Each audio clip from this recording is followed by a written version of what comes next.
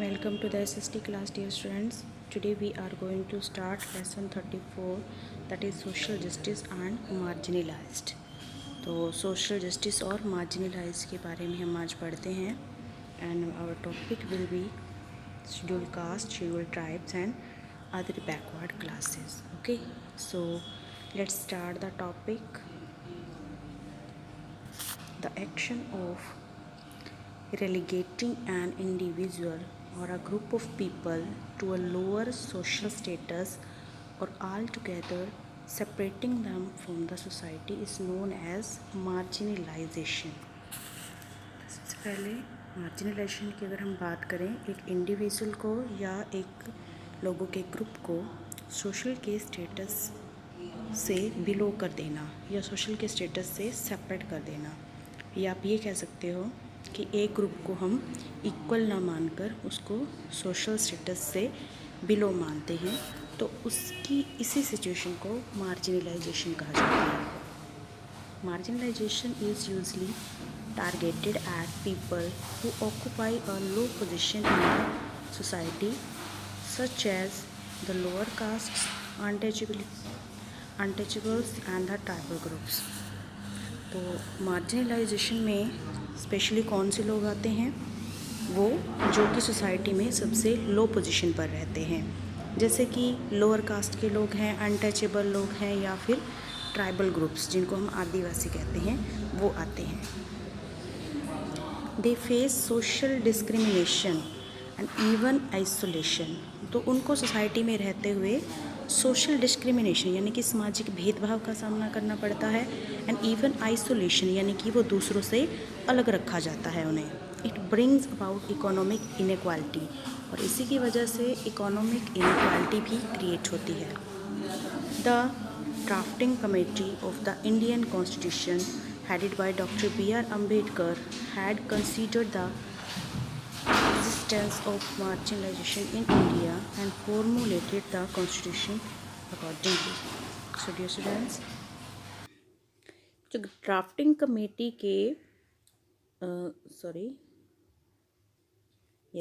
जो drafting committee के head थे, इंडियन कॉन्स्टिट्यूशन जिसने बनाया था ड्राफ्टिंग कमेटी ने, उसके हेड जो थे वो डॉक्टर बी आर अम्बेडकर थे. सबसे पहले उन्होंने इस मार्जिनलाइज्ड के एग्जिस्ट पर कंसीडर किया, यानी कि इस तरफ सबसे पहले उन्होंने ध्यान दिया कि सोसाइटी के अंदर किसी ग्रुप को इतने बुरे तरीके से ट्रीट किया जा रहा है, and in India and formulated the constitution according. और फिर उन्होंने जो कॉन्स्टिट्यूशन था वो इसी के अकॉर्डिंग बनाया कि मजबूर कर दिया कि सब लोग इक्वलिटी में रहें, कोई किसी से भेदभाव ना करे.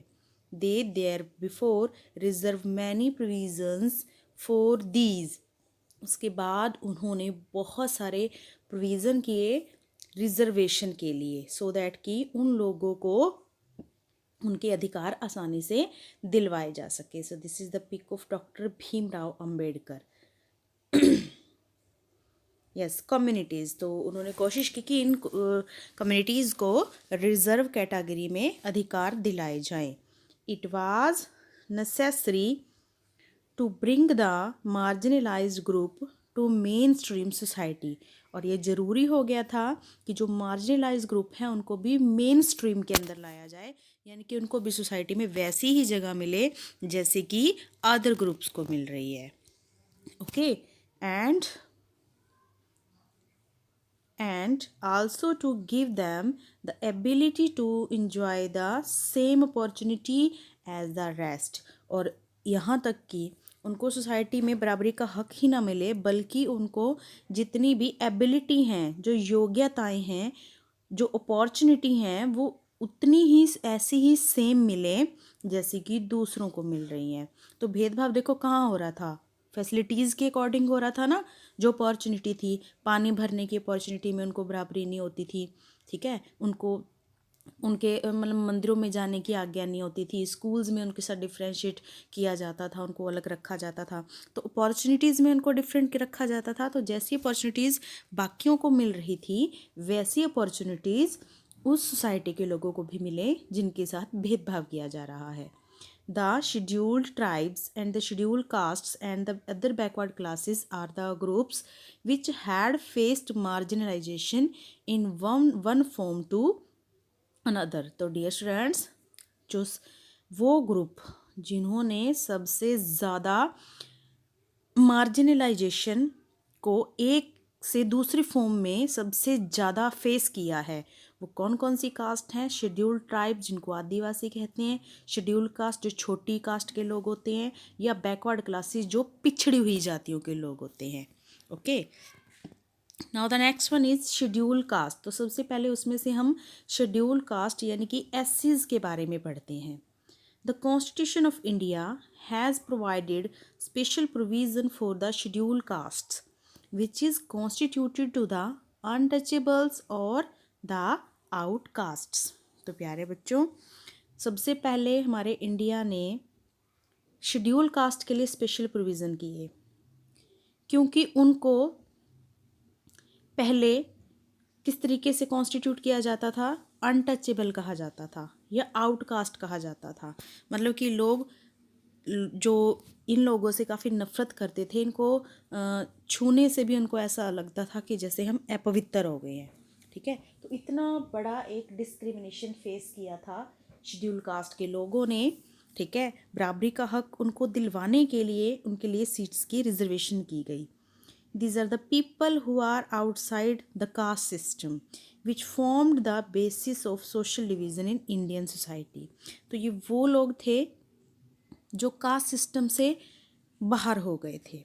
ठीक है, और सोशल डिवीज़न में इंडियन सोसाइटी में इनको कोई जगह ही नहीं दी गई थी. जैसे हमने 4 कास्ट के बारे में पढ़ा था. फर्स्ट कैटेगरी में ब्राह्मण, देन सेकंड में क्षत्रिय, थर्ड में वैश्य, फोर्थ में जो थे वो शूद्र आते थे. तो ये शूद्र कास्ट के लोग होते थे जो कि सिर्फ क्लीनलीनेस का वर्क किया करते थे.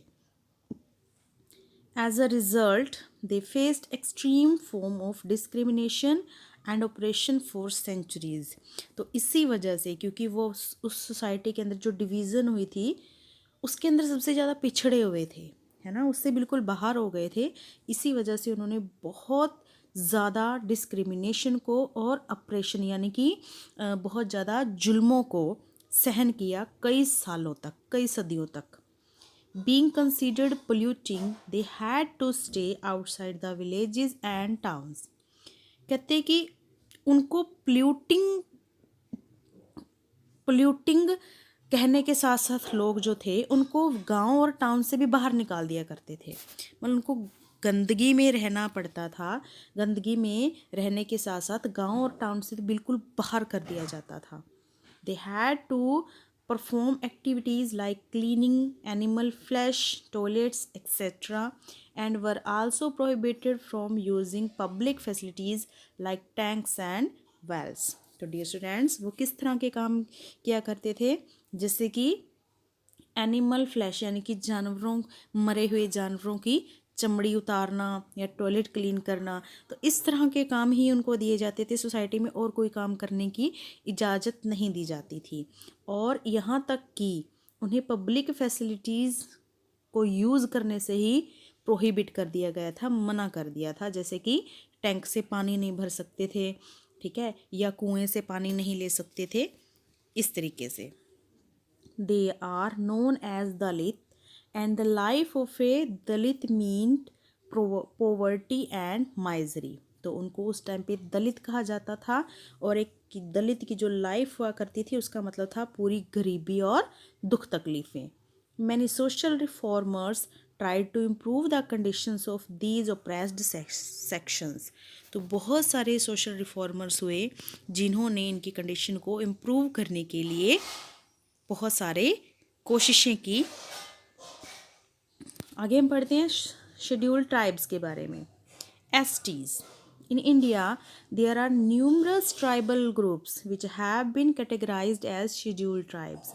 शेड्यूल कास्ट तो वो हो गई है जो क्लीनिंग का टास्क करती थी, जिनको गांव या शहर से बाहर कर दिया जाता था और जिनको शूद्र कहा जाता था, मतलब अपवित्र माना जाता था, अनटचेबल कहा जाता था. अनटचेबल की कैटेगरी में उनके साथ साथ कुछ ट्राइबल ग्रुप्स भी आते थे जिनको शेड्यूल ट्राइब की कैटेगरी में रखा गया. Most of them can be found in the state of Gujarat, Madhya Pradesh, Chhattisgarh, Odisha and north eastern state. तो कहते आज भी बहुत सारी जगह पर ये पाई जाती हैं शेड्यूल ट्राइब, जैसे गुजरात, मध्य प्रदेश, छत्तीसगढ़, उड़ीसा और नॉर्थ ईस्टर्न स्टेट्स में। Being isolated from the mainstream, they have very unique culture and they also have been provided special provisions। तो प्यारे बच्चों, मेन स्ट्रीम से तो उनको अलग रखा ही गया, यानी कि जातिवाद का जो डिवीज़न थी उसमें तो उनको कोई जगह वैसे ही नहीं मिली थी। इसके अलावा उनका कल्चर भी यूनिक होता था और उनको भी कुछ स्पेशल प्रोविज़न दिए गए। तो क्या क्या प्रोविज़न दिए गए देखते हैं ज़रा, वो हम लास्ट में पढ़ेंगे। ये देखिए, this is the pic of schedule tribes, जिनको आदिवासी लोग कहते हैं हम, जिनकी पूरी लाइफ जो है वो सिर्फ जंगलों में बीतती है। तो ये आदिवासी लोग थे। और थर्ड ग्रुप कौन सा है? अदर बैकवर्ड क्लासेस, जिनको OBCs कहा जाता है। The Mandal commission had identified 3743 caste groups which had become marginalized because of the caste system. These groups are collectively referred to as the other backward classes। अब देखो, सबसे पहले SC वो थे जिनको अपवित्र माना जाता था, जिनको मतलब कास्ट के नाम पर ही अपवित्र मानते थे। दूसरे ST जो जंगली लोग थे। तीसरे कुछ कास्ट ऐसी थी जो बहुत ज़्यादा गरीब थी और सिर्फ गरीबी की वजह से उनको अदर फैसिलिटीज़ या अदर लोग जो थे वो अपने स्टेटस के बराबर नहीं समझते थे। ठीक है, तो जो ऐसी कास्ट ग्रुप्स थी उनको बैकवर्ड क्लासेस में डाल दिया गया। ठीक है, कि वो लोग जो थे उनकी कास्ट हो सकता है कि कोई बड़ी कास्ट से मैच करती हो, बड़ी कास्ट के नाम पर ही हो, लेकिन क्योंकि वो गरीब हैं तो इसीलिए वो कास्ट वाले अपनी कैटेगरी से उस कास्ट को अलग कर दिया करते थे। तो ये थे बैकवर्ड ग्रुप्स। अब देखिए इनके लिए कॉन्स्टिट्यूशन में क्या प्रोविज़न किए गए। The following measures have been undertaken to improve the status of the marginalised groups. तो देखिए क्या क्या मीज जो कॉन्स्टिट्यूशन में प्रोविज़न रखे गए थे मार्जिनलाइज्ड ग्रुप्स के लिए। लेट्स सी, देखते हैं कि क्या क्या हैं वो जो इनके स्टेटस को इम्प्रूव करने के लिए रखी गई कुछ बातें। सबसे पहला, they cannot be discriminated against the use of public facilities like shops, hotels, malls, etc. They can also use commonwealth, tanks, roads and other public infrastructure। सबसे फर्स्ट कंडीशन जो दी गई वो ये दी गई कि जो मार्जिनलाइज्ड या इन कम्युनिटीज़ के लोग हैं उनके साथ किसी भी तरीके से डिस्क्रिमिनेशन नहीं किया जाएगा, भेदभाव नहीं किया जाएगा। वो सारी पब्लिक फैसिलिटीज़ को, शॉप, होटल, मॉल आराम से यूज़ कर सकते हैं, यहाँ तक कि वो कॉमन वेल, टैंक, रोड और अदर पब्लिक इंफ्रास्ट्रक्चर या पब्लिक बिल्डिंग को यूज़ कर सकते हैं, बिल्कुल वैसे ही जैसे कि दूसरे लोग जो यूज़ करते हैं। Untouchability has been abolished, but practicing untouchability is a punishable offense। इसके साथ साथ ये भी ज़रूरी हो गया, अब लोग जो थे इनको अपने साथ क्यों नहीं रखते थे अपने स्टेटस के साथ, क्योंकि इनको अनटचेबल कहा जाता था, अछूत कहा जाता था। ठीक है, अपवित्र माना जाता था। सबसे पहले गवर्नमेंट ने इस अनटचेबिलिटी को ही अबॉलिश कर दिया, बिल्कुल ख़त्म कर दिया। अब अगर कोई अनटचेबिलिटी करता है, मान लो ये कहता है कि भाई तू अछूत है, भाई नफ़रत करता है उससे और इस तरह से अनटचेबल उसको मानता है, तो अब वो एक पनिशेबल ऑफेंस हो गया, यानी कि उसको कोर्ट के तहत सज़ा दी जाती है। ठीक है, तो दूसरा जो काम किया गया, दूसरा जो पॉइंट है, अनटचेबिलिटी को अबॉलिश किया गया। एंड डियर स्टूडेंट्स, मैं आपको एक इन्फॉर्मेशन और दे रही हूँ, ये जो अनटचेबिलिटी को अबॉलिश किया गया ये हमारे कॉन्स्टिट्यूशन के आर्टिकल 17 के अकॉर्डिंग अबॉलिश किया गया। ठीक है, तो अगर इसका आर्टिकल पूछना चाहो आप, तो आर्टिकल 17 में लिखा गया कि अनटचेबिलिटी जो है वो एक पनिशेबल ऑफेंस है। आगे देखते हैं डियर।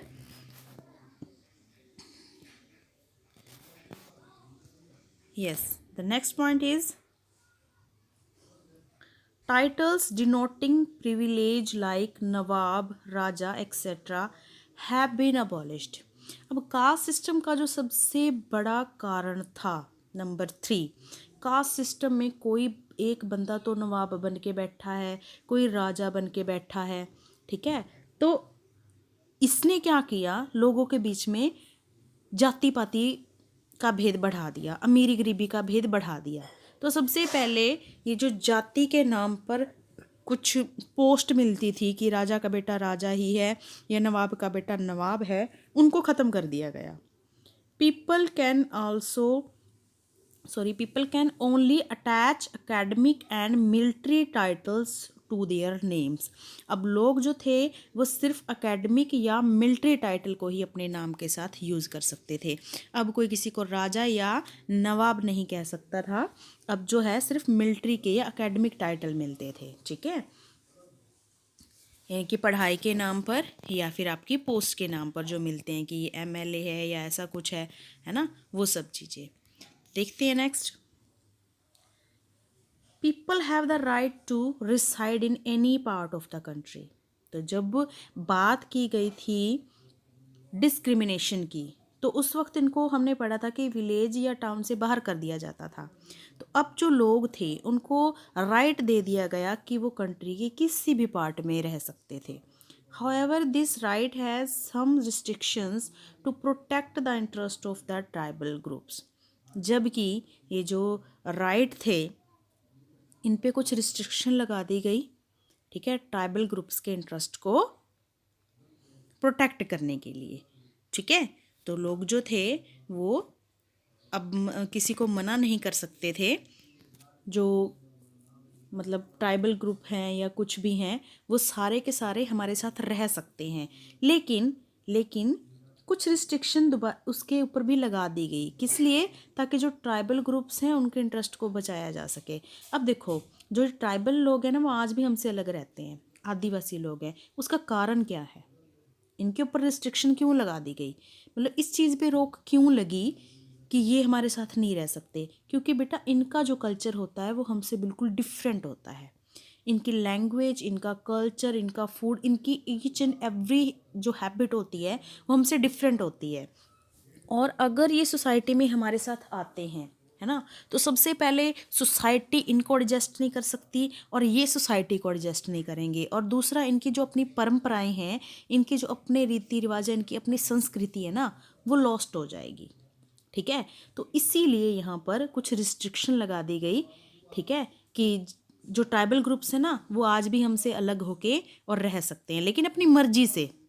हम उनको मजबूर नहीं कर सकते कि वो सिर्फ जंगल में ही रहेंगे। अगर वो चाहें तो हमारे साथ आके रह सकते हैं, लेकिन वो अपनी मर्जी से रह सकते हैं, हम उन्हें मजबूर नहीं कर सकते। Next is the national commission for the scheduled caste and scheduled tribes was constituted to protect the interest of the marginalized groups। और अब नेशनल कमीशन बिठाया गया जिसमें जो अछूत जातियां थी उनको शेड्यूल कास्ट कहा गया, जो ट्राइबल ग्रुप्स थे, जो आदिवासी लोग थे, उनको शेड्यूल ट्राइब कहा गया, और उनको SC ST का नाम देके कॉन्स्टिट्यूशन में विशेष उनके लिए दर्जा दिया गया उन्हें, और मार्जिनलाइज्ड ग्रुप के इंटरेस्ट को प्रोटेक्ट किया गया, ठीक है, कि मतलब अब हम उनको ये नहीं कह सकते कि आप आदिवासी हो। अब हम किसी को जाति के नाम पे गाली नहीं दे सकते कि आप अछूत हो, है ना। तो उनका भी अपना जो सेल्फ रिस्पेक्ट है वो बढ़ा दी गई। Next one is reservation for SC ST and OBC have been created in central, state and local legislative bodies. अब देखो, बहुत सारे लोग इसका अपोजिशन भी करते हैं कि ऐसा क्यों होता है, ठीक है।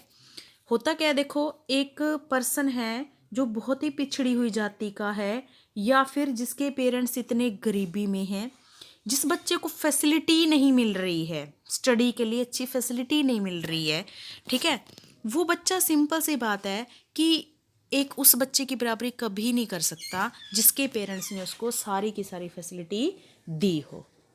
तो ऐसे में गवर्नमेंट ने नियम बनाया, क्योंकि पता है कि इनके ऑलमोस्ट लोग जो हैं वो पिछड़े हुए हैं, बहुत ही पीछे हैं, मतलब गवर्नमेंट के टास्क में इनके जो परसेंटेज है ना वो बहुत ही कम है। जबकि अगर जनसंख्या देखी जाए तो वो इनकी काफ़ी ज़्यादा है, लेकिन इनके जो परसेंटेज है वो बहुत कम है। तो उस चीज़ में भी इक्वलिटी दिखाने के लिए गवर्नमेंट ने क्या किया, SC ST और OBC के लिए कुछ रिजर्वेशन कर दी, चाहे वो जॉब हो, चाहे वो मतलब जो चुने जाते हैं हमारे पॉलिटिक्स में लीडर वगैरह, उसमें तो सेंट्रल, स्टेट और लोकल तीनों लेवल पर इनके लिए रिजर्वेशन बना दी कि अब इनकी सीट पर सिर्फ यही आ सकते हैं। इसी बहाने से इनका जो पार्टिसिपेशन है वर्क में वो बढ़ जाएगा।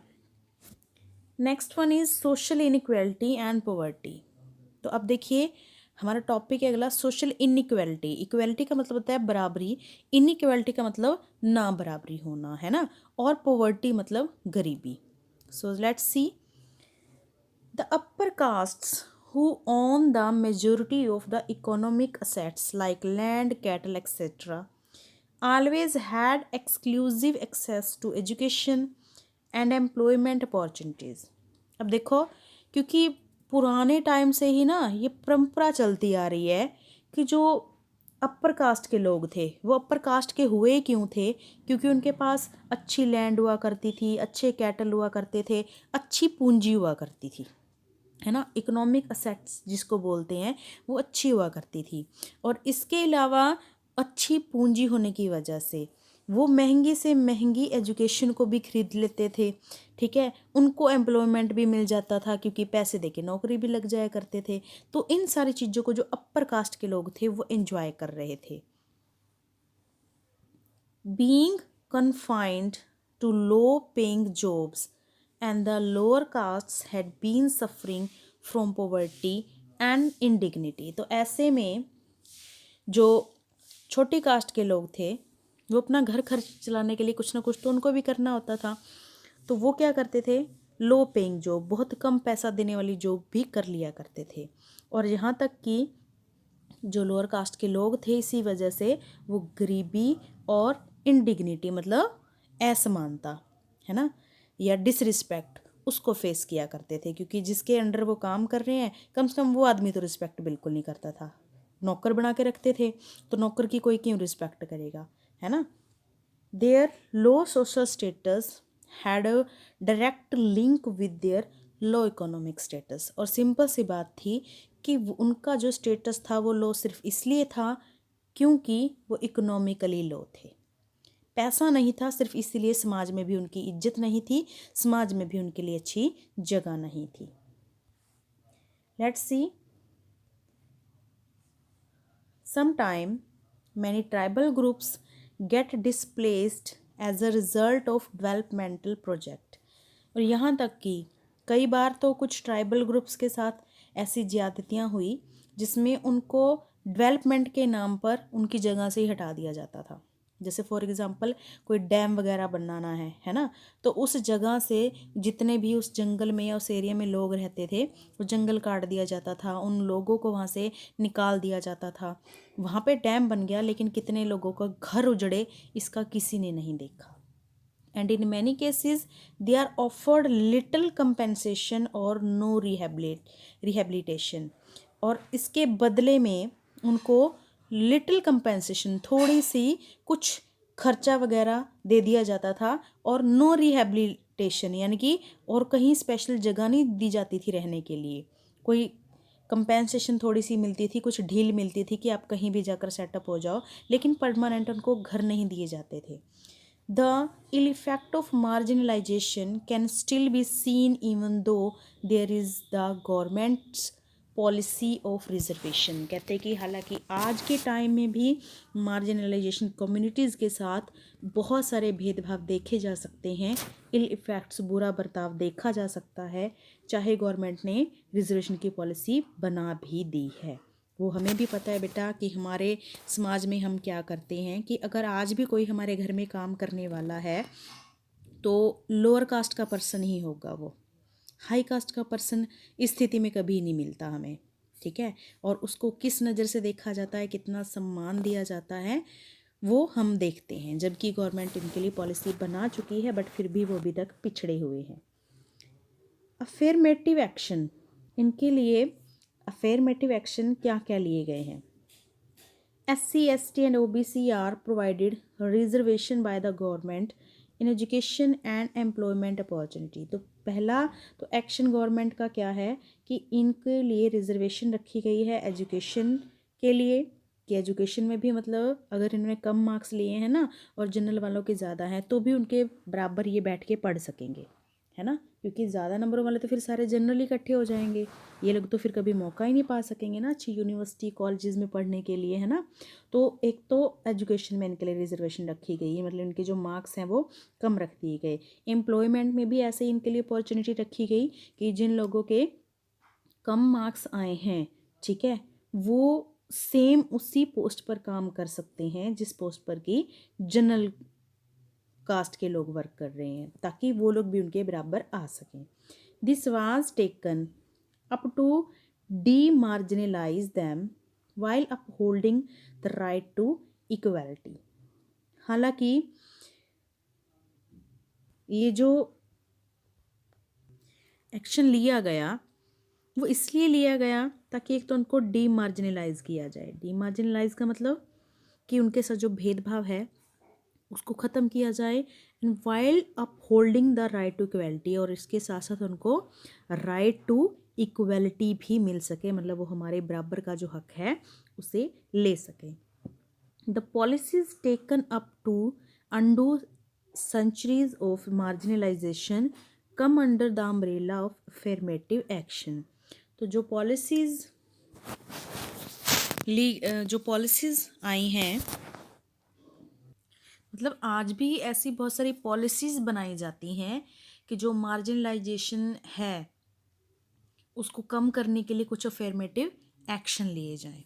Okay, next one is there are certain sections of the society which oppose the reservation policy, arguing that it lead to deterioration in the quality of students and professionals।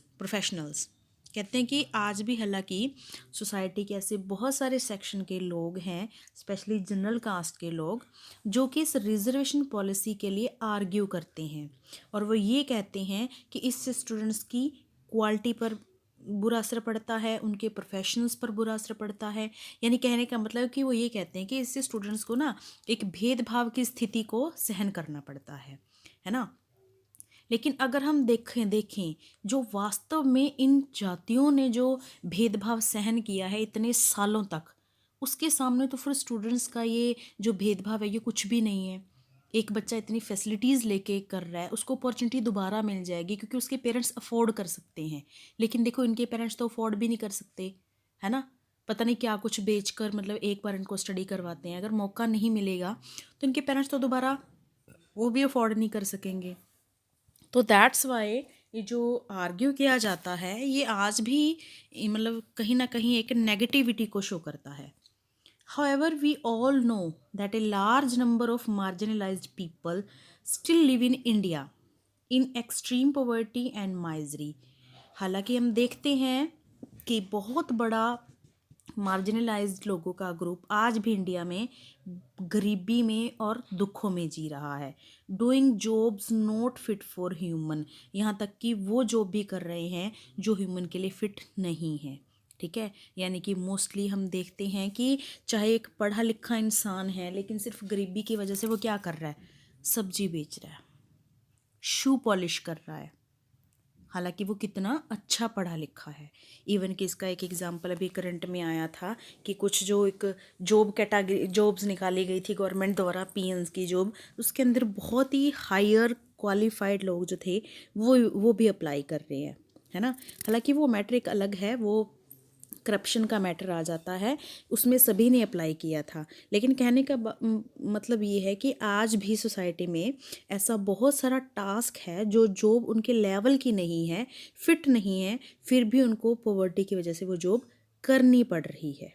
Okay, दस reservation और to continue till these groups can be brought at par with the main stream society. तो कहते हैं कि इसीलिए जो reservation है उसको कंटिन्यू ही किया गया है ताकि ये ग्रुप जो है वो मेन स्ट्रीम के बराबर चलाए जा सके। क्योंकि एक्चुअल में जब कॉन्स्टिट्यूशन में इनको बनाया गया था, जो BR अम्बेडकर जी ने कॉन्स्टिट्यूशन के अंदर जो रिजर्वेशन रखी थी उन्होंने ओनली 10 ईयर के पीरियड के लिए रखी थी कि सिर्फ 10 साल के लिए रिजर्वेशन दी जाएगी, उसके बाद रिजर्वेशन को हटा दिया जाएगा, क्योंकि उनको उम्मीद थी कि 10 सालों तक जो ये ग्रुप हैं सोसाइटी के, SC ST या OBC, ये समाज में बराबरी के हकदार हो जाएंगे और जनरल के बिल्कुल बराबर आ जाएंगे, लेकिन ऐसा नहीं हुआ।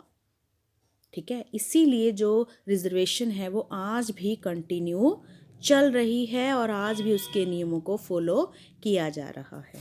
Is that clear? Now you will find out question answer and exercise of this lesson.